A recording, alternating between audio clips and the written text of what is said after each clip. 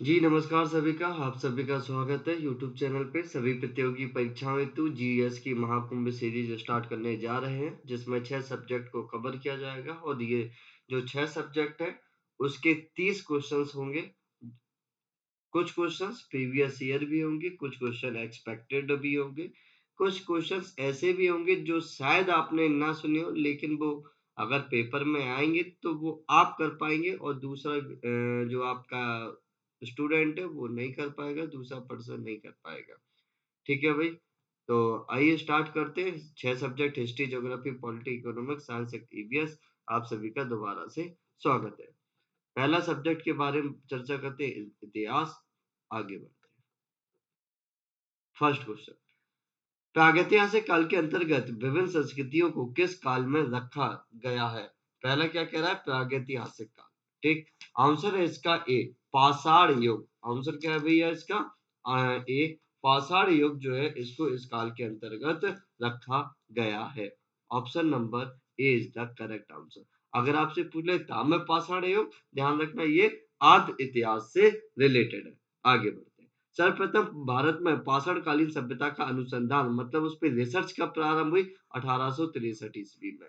1863 ईस्वी में रॉबर्ट ब्रूसफील्ड, आप ये ध्यान रखना, भूतत्व वैज्ञानिक एवं पुरातत्वविद थे। ध्यान रखना, कौन थे? भूगर्भ वैज्ञानिक एवं पुरातत्वविद थे। मैं यहाँ लिखे दे रहा हूँ भैया, भूगर्भ वैज्ञानिक एवं पुरातत्वविद थे। पुरातत्वविद थे। इन्होंने मद्रास के जो पल्लवरम नामक स्थान से पहला हैंडेक्स प्राप्त किया है।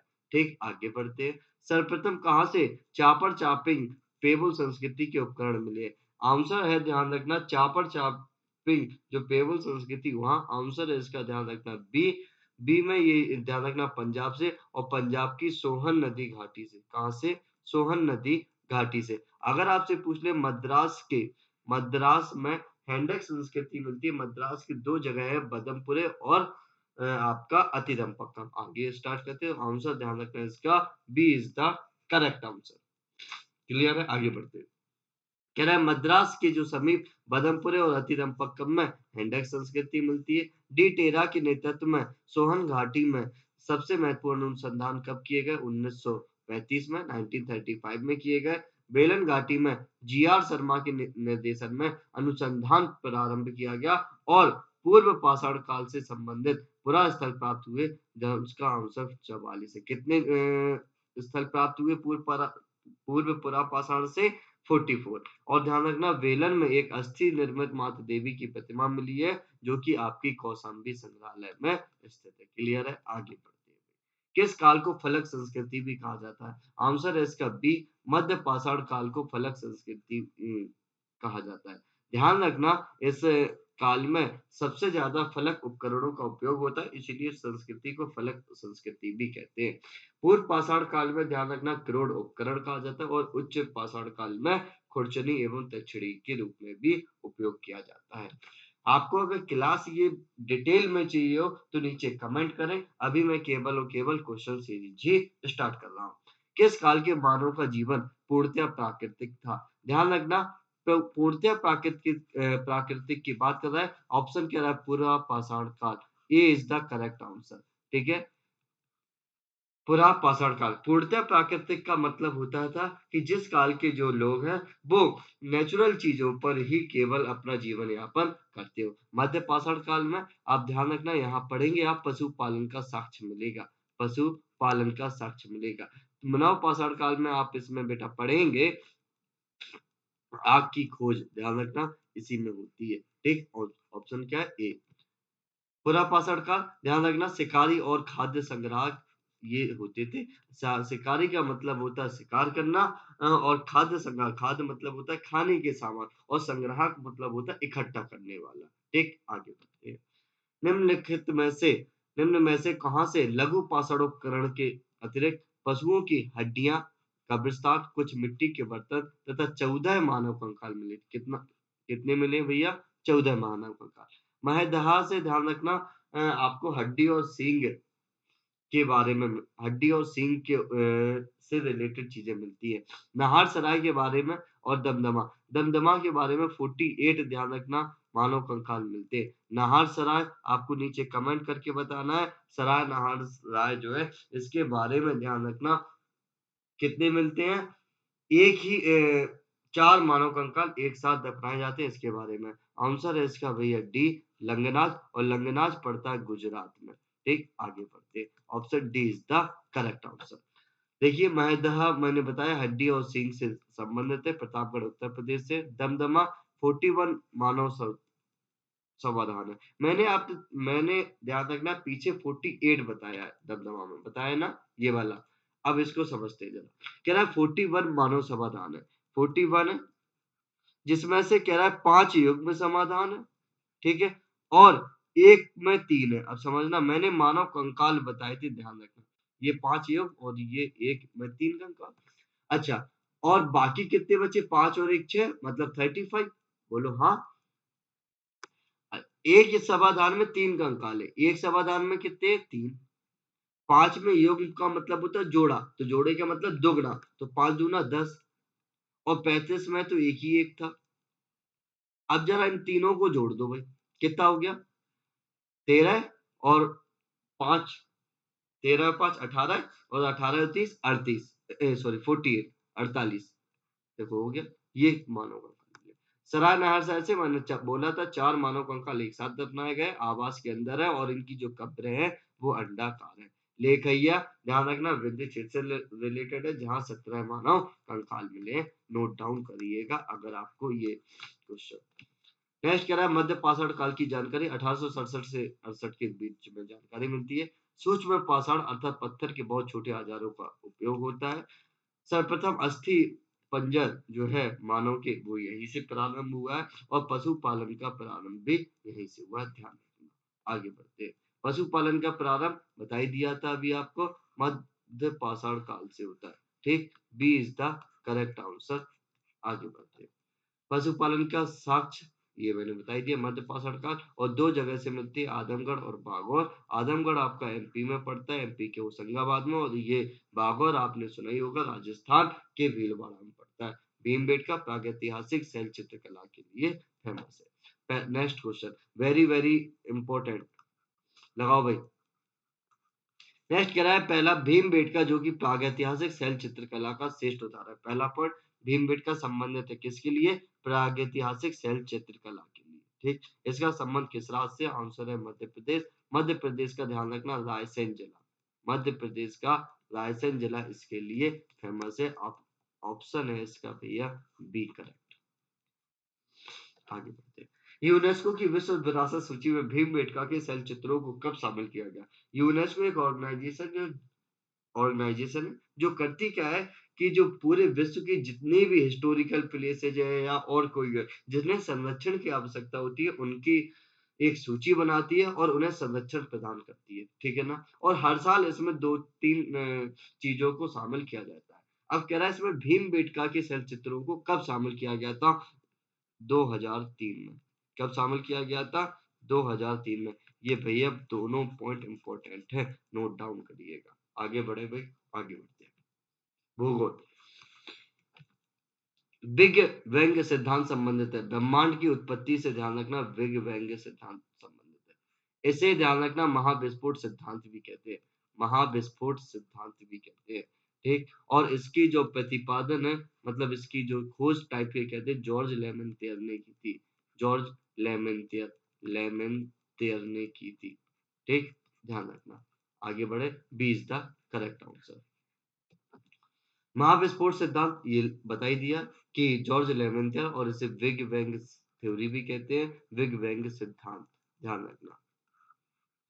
हमारी गैलेक्सी जिसमें सॉरी, हमारी गैलेक्सी जिसमें हमारा सौर मंडल स्थित है इसे कहा जाता है क्या? मंदाकिनी, या इसी को कह दो दुग्ध मेखला, दुग्ध मेखला, या ध्यान रखना इसी का तीसरा नाम कह सकते हो मिल्की वे। नेक्स्ट क्या है? हमारी आकाशगंगा के सबसे निकट की आकाशगंगा एंड्रोमीडा, एंड्रोमीडा। आगे बढ़ते हैं। ब्लैक होल की जानकारी किसने दी? सर्वप्रथम S Chandrasekharan is the correct answer, C. ठीक है, ध्यान रखना, सी एस चंद्रशेखरन इसका सही आंसर। एच जी जो भाभा है भारतीय परमाणु ऊर्जा आयोग के पहले अध्यक्ष बनते हैं, और ध्यान रखना इन्हें भारत के परमाणु कार्यक्रम का जनक माना जाता है। लिख लो, परमाणु कार्यक्रम का जनक, परमाणु कार्यक्रम का जनक। आगे बढ़ते हैं। कौन सा ग्रह पार्थिव ग्रह नहीं है? बुध, शनि, मंगल और शुक्र। आंसर है, ध्यान रखना, शनि, बी। ठीक है, पार्थिव ग्रह ऐसे ग्रह होते हैं जो पृथ्वी के समान होते हैं, उन्हें पार्थिव ग्रह कहते हैं। पार्थिव ग्रह आपको बता दिया, बुध, शुक्र और मंगल पृथ्वी के समान।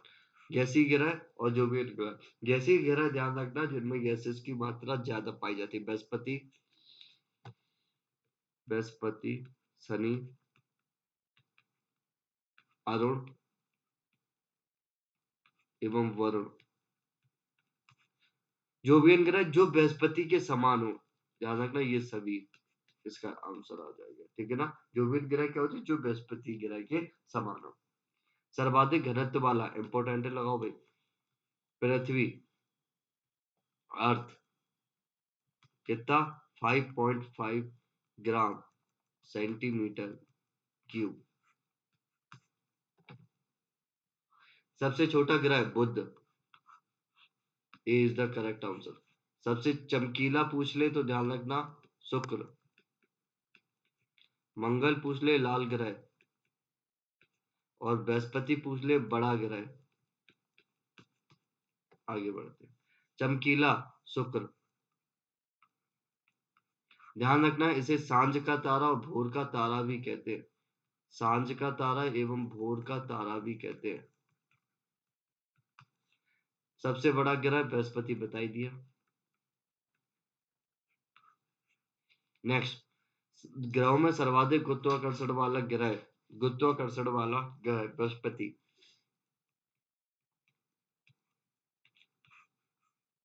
हाइड्रोजन, हीलियम, मीथेन गैस वाले ग्रह बृहस्पति और शनि।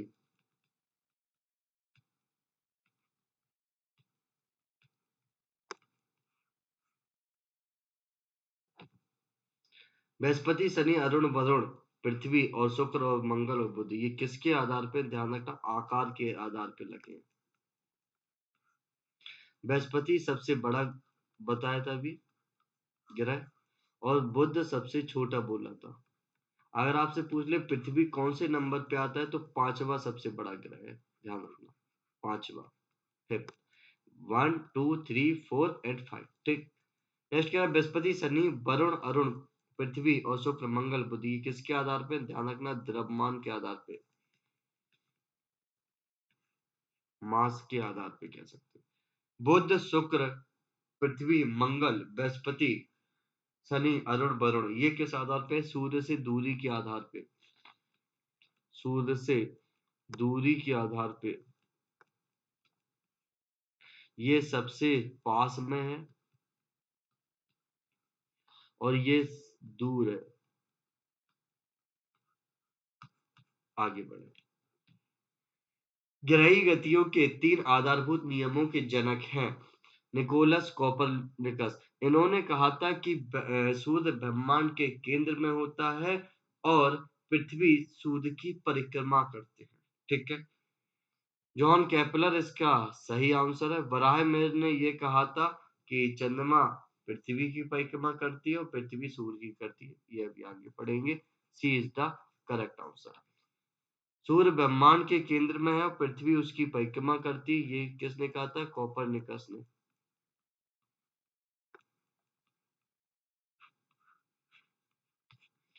चंद्रमा पृथ्वी का चक्कर लगाता है, पृथ्वी सूर्य की परिक्रमा, ये किसने कहा था? बराहमिर ने।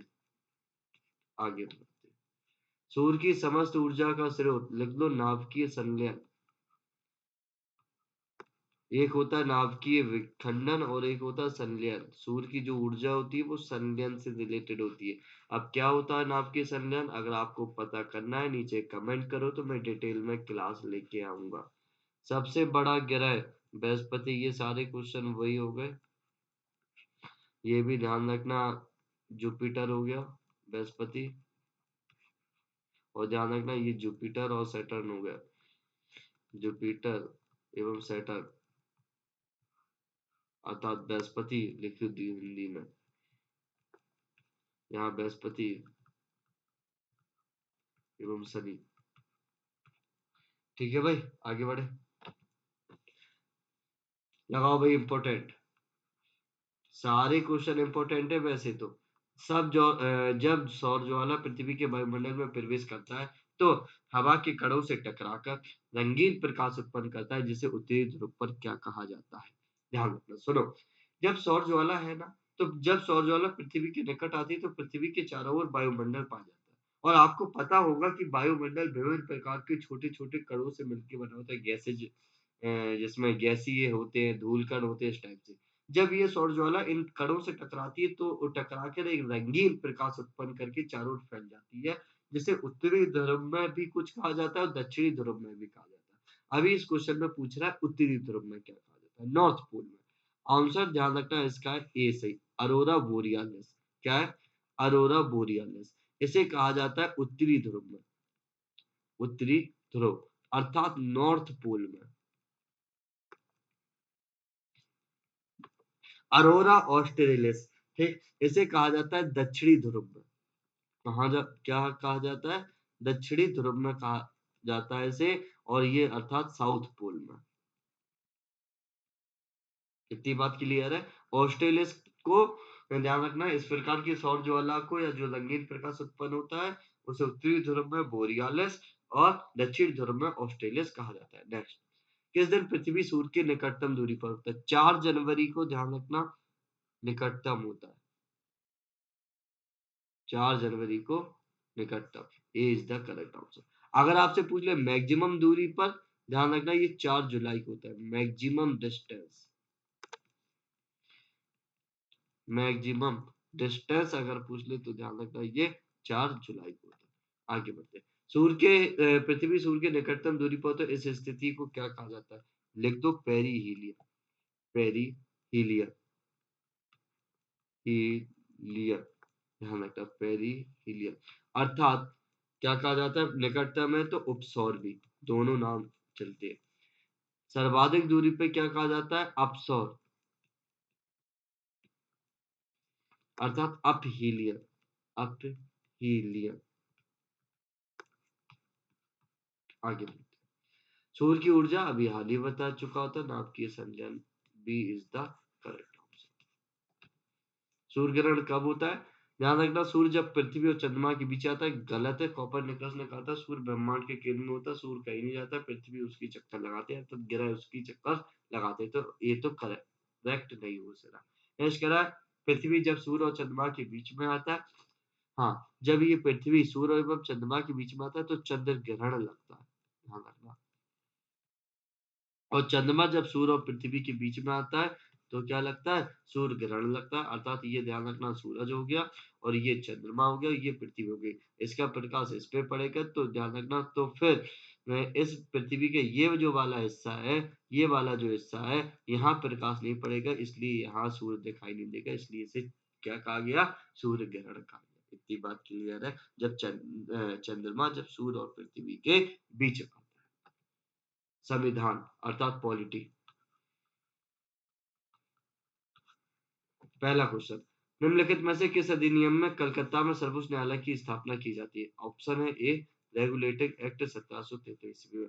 सर्वोच्च न्यायालय की स्थापना होती है 1774 ईस्वी में। ध्यान रखना, 1+3, और एलिजा जो एमपीएस की पहली क्या बनती है? न्यायाधीश बनती है, मुख्य न्यायाधीश। 1773 का रेगुलेटिंग एक्ट, बंगाल के गवर्नर जनरल को बंगाल का गवर्नर जनरल कहा जाने लगा। Warren Hastings, very very important है, इसको ध्यान रखना, बंगाल का प्रथम गवर्नर जनरल बनता है। और 1774 ईस्वी में उच्चतम न्यायालय की स्थापना होती है, जिसमें 1+3, एक मुख्य न्यायाधीश और 3 अन्य न्यायाधीश होते हैं। फिट्स इंडिया एक्ट 1784 क्या कहता है? राजनीतिक और व्यापारिक कार्य अलग अलग कर दिए गए। व्यापारिक कार्यों का निदेशक जो प्रबंधन है वो निदेशक मंडल करता है, और राजनीतिक कार्यों का जो प्रबंधन वो कौन करता है भाई? नियंत्रण बोर्ड करता है, अर्थात बोर्ड ऑफ कंट्रोल करता है। नेक्स्ट कह रहा है 1786, इसको ज्यादा कुछ है नहीं। इसमें कह रहा है गवर्नर जनरल को विशेष परिस्थितियों में अपनी परिषद जो काउंसिल होती है उसके निर्णय को निरस्त करने और लागू करने का अधिकार है। ध्यान रखना इसमें गवर्नर जनरल को प्रधान सेनापति की शक्तियां भी प्रदान की गई और ये अधिकार सर्वप्रथम लॉर्ड कॉर्नवालिस ने प्राप्त किए हैं।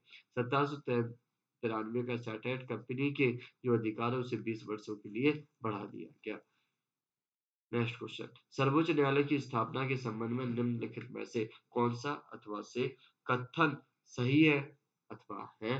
कलकत्ता में सर्वोच्च न्यायालय की स्थापना होती है 1773 के रेगुलेटरी एक्ट के द्वारा होती है, बिल्कुल सही। एलिजा एम्पे अभी बताई था इस न्यायालय के प्रथम मुख्य न्यायाधीश है, ये भी सही है, इसलिए ऑप्शन इसका सी करेक्ट है। कथन एक और दो दोनों। आगे बढ़ते हैं, किस एक्ट के द्वारा पहली बार भारतीयों की शिक्षा पर क्या हुआ, किस एक्ट द्वारा पहली बार भारतीयों की शिक्षा पर प्रतिवर्ष 1 लाख रुपए खर्च करने का उपबंध किया गया।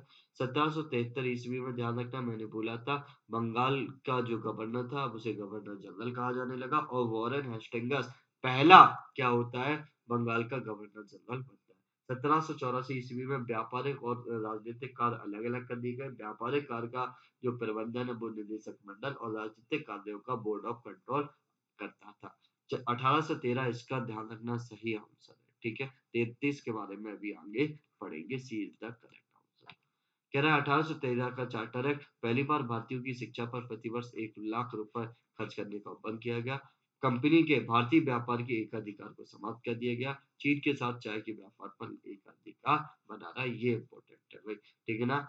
समाप्त तो एकाधिकार कर दिया लेकिन जो चाय के साथ था चीन और चाय के साथ, ध्यान रखना उस पर एकाधिकार बना ही रहा। निम्नलिखित में से इसको इंपॉर्टेंट क्वेश्चन है भाई, निम्नलिखित में से कौन सा भारत का गवर्नर जनरल था। भारत का गवर्नर वॉरेन हेस्टिंग्स, ध्यान रखना बंगाल का गवर्नर जनरल, बंगाल का first governor general, first governor general, ठीक है। लॉर्ड कैनिंग फर्स्ट वायसराय, ये आगे पढ़ेंगे आप, वायसराय। लॉर्ड विलियम बेंटिक इसका सही आंसर है, सी।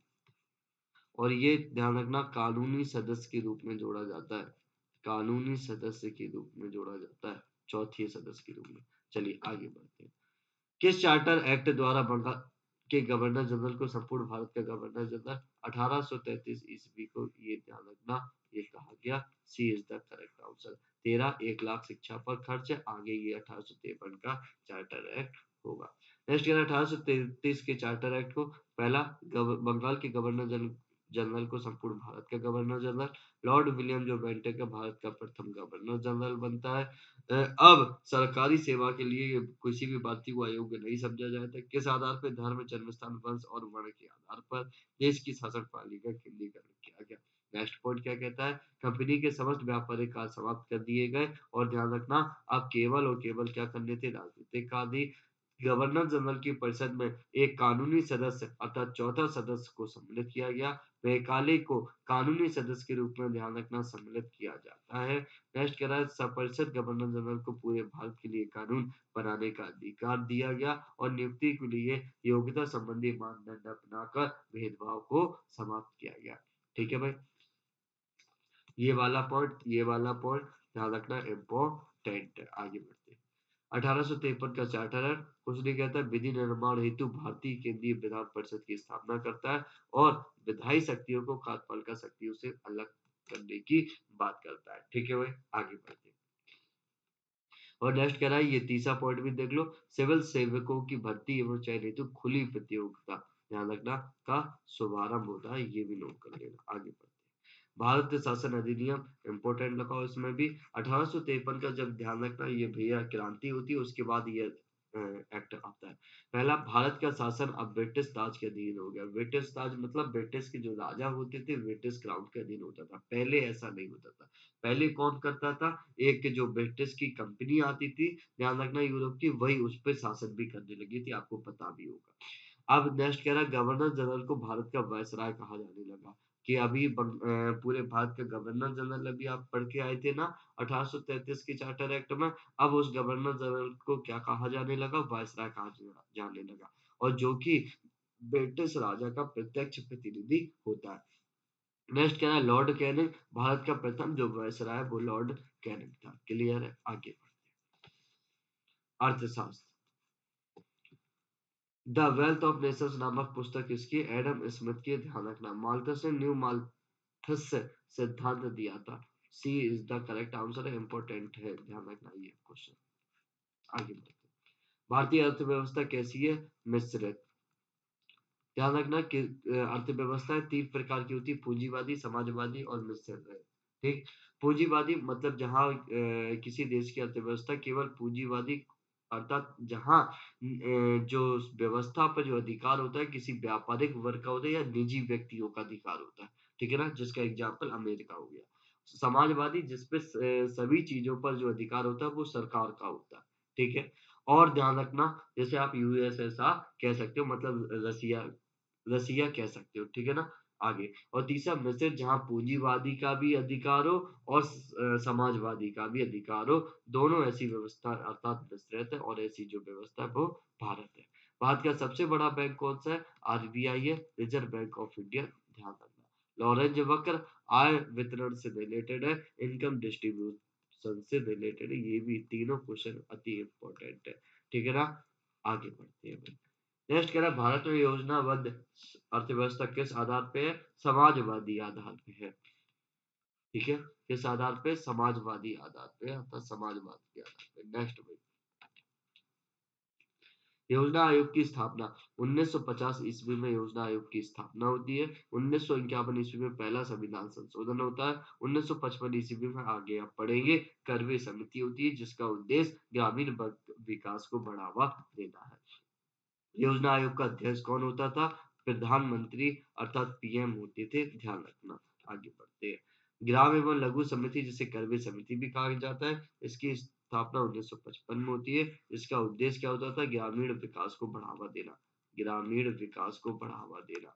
आगे बढ़ते हैं। गेट। गेट का पूरा फुल फॉर्म है general agreement on tariff and trade act. इसकी जो स्थापना है, ध्यान रखना, 1947 में इसकी स्थापना होती है। अगर आपसे पूछ ले इस काम करना कब से स्टार्ट होता है, अर्थात इसका इफेक्ट प्रभाव कब से आता है? 1 जनवरी 1948 को आता है। और ध्यान रखना 23 देश इसमें उस समय शामिल होते हैं, ये भी नोट करना। नेक्स्ट कह रहा है डब्ल्यूटीओ। 1 जनवरी 1995 को इसकी स्थापना होती है। 1 जनवरी 1995 को इसकी स्थापना होती है। और इसका हेड क्वार्टर, ध्यान रखना अति इंपॉर्टेंट है, जेनेवा, स्विट्जरलैंड इसका ध्यान रखना हेड क्वार्टर है, स्विट्जरलैंड। ठीक है। वेरी वेरी मोस्ट इम्पोर्टेंट है डब्ल्यूटीओ। आगे बढ़ते हैं। उर्वरक उत्पादन से संबंधित क्रांति। हरित क्रांति फसल उत्पादन से रिलेटेड है। ध्यान रखना। इसके अगर आपसे पूरे विश्व में पूछ ले वर्ल्ड में इसके जनक, तो नॉर्मन बोरलॉग है, डॉक्टर नॉर्मन बोरलॉग। और अगर आपसे इंडिया में पूछ ले तो स्वामीनाथन, स्वामीनाथन। ठीक है भाई। श्वेत क्रांति, ध्यान रखना, दुग्ध उत्पादन अर्थात दूध उत्पादन से रिलेटेड है। और इसके जनक पूछ ले वर्गीज कुरियन, वर्गीज कुरियन। अगर सुनहरी क्रांति पूछ ले तो बागवानी। इसके जनक पूछ ले तो निरपक्ष टुटेज।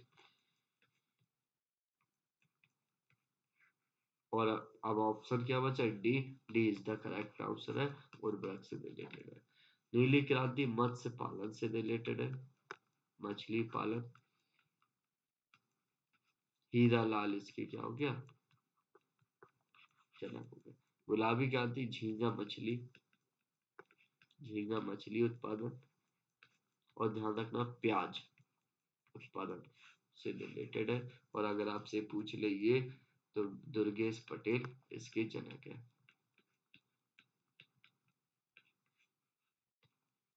आगे। ठीक। 19 जुलाई 1969 में कितने बैंकों का राष्ट्रीयकरण किया गया? 14 बैंकों। अगर आपसे पूछ ले 6 बैंकों का, 15 अप्रैल 1980 को किया गया। 15 अप्रैल 1980 को, ठीक है ना। 6 राष्ट्रीय बैंकों का क्या दिया किया गया, राष्ट्रीयकरण। इंपॉर्टेंट है।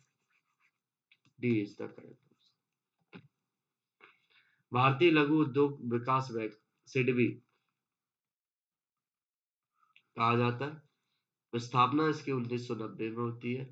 हेडक्वार्टर इसका लखनऊ में है, ठीक है ना। भारत में, ये मैं आपको बता ही चुका हूँ, समाजवाद। नाबार्ड, शिवरमन समिति की सिफारिश पर इसकी स्थापना होती है। भारत में कृषि को बढ़ावा देना इसका उद्देश्य था। मुंबई इसका हेडक्वार्टर है। 12 जुलाई 1982 को स्थापना होती है। क्लियर है। आगे साइंस के क्वेश्चन। कवक का अध्ययन साइटोलॉजी क्या कहलाता है। कवक का अध्ययन साइटोलॉजी सेल्स का अध्ययन, कोश का। मायोलॉजी मसल्स का अध्ययन, मांसपेशियों का अध्ययन। Mycology is the correct answer, C. Neurology neurons का अध्ययन। आगे बढ़ते हैं। पादप कोश का भित्ति बनी होती है सेल्यूलोज की, ए। विटिकल्चर अंगूरों की खेती के लिए फेमस है। सेरिकल्चर रेशम कीट पालन। एपीकल्चर मधुमक्खी पालन।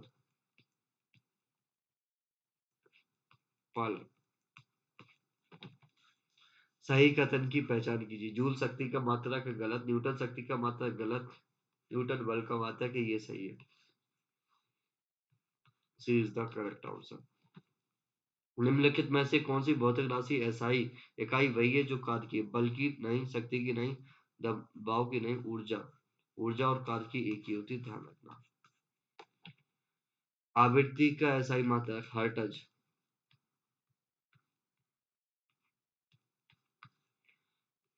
ध्वनि की तीव्रता मापने की इकाई डेसिबल। हास्य गैस N2O, नाइट्रस ऑक्साइड। आगे बढ़ते हैं। लास्ट क्वेश्चन आज का। निम्नलिखित में से, ये ईवीएस का है। निम्नलिखित में से में से 3 पारिस्थितिक पिरामिड और इस प्रकार एक समूह बनाते हैं, कौन सा इसमें संबंधित नहीं है। ऊर्जा का पिरामिड है, संस्कृति का नहीं है, बायोमास का है, संख्या का है। आंसर जो है वो नहीं है पूछ रहा था, इसलिए बी। क्या पूछ रहा था, नहीं है, तो B is the correct answer. ये ध्यान रखना, ऊर्जा का पिरामिड है। एक आपने नियम पढ़ा होगा, लिड्डे मान का नियम, नहीं पढ़ा है तो सुन लो। वो ये कहता है कि जो एनर्जी है ना, एक स्टेज से दूसरे स्टेज में, वो 10% ही जाती है। अगर प्राइमरी प्रोड्यूसर की एनर्जी 100% है मान लो, तो उसका 10% होता है 10, है ना। तो ध्यान रखना, तो अर्थात उसकी जो एनर्जी है वो प्राइमरी कंज्यूमर में 10 ही जाएगी। जब प्राइमरी कंज्यूमर को सेकेंडरी कंज्यूमर खाएगा तो उसके पास उसकी 10%, 1% ही बचेगी। इस टाइप से ये नियम चलता है। नेक्स्ट कह रहा है, ये संख्या का पिरामिड है भाई। वृक्षपाई तंत्र में देखेंगे ये उल्टा है, क्योंकि वृक्ष में संख्या एक है लेकिन खाने वाले छोटे मोटे कीड़े मकोड़े ज्यादा है, ठीक है ना, इसलिए ये उल्टा हो गया। अगर आप घास के मैदान की बात करेंगे तो ये घास के मैदान में घासें छोटी छोटी होती है, इसलिए ये संख्या में ज्यादा है लेकिन खाने वाला एक है। नेक्स्ट कह रहा है पिरामिड ऑफ बायोमास, ये ध्यान रखना अपराइट है, अर्थात ध्यान रखना ये 1000 किलोग्राम है और ऊपर की ओर बढ़ेंगे धीरे धीरे। जबकि ये इन्वर्टेड जो पिरामिड है, ये फाइटोप्लैंक्टन और ये जूप्लैंक्टन। ध्यान रखना ये समुद्र से रिलेटेड है, और ये पहले फाइटोप्लैंक्टन जो है वो जूप्लैंक्टन खाएगा, फिर इसको छोटी मछली खाएगी और फिर लास्ट में बड़ी मछली खाएगी। क्लियर है। बहुत बहुत धन्यवाद। ये क्लास आपकी पूरी। आपको नीचे कमेंट करके बताना है कि क्लास को कैसी लगी है, आपको और क्या क्या क्लास में सुधार चाहिए है, वो भी आपको नीचे कमेंट कर के बताना है। आप सभी का बहुत बहुत धन्यवाद। खुश रहिए, मस्त रहिए, पढ़ते रहिए, अपनी पढ़ाई को और सुचारू रूप से चालू करते रहिए। बहुत बहुत धन्यवाद।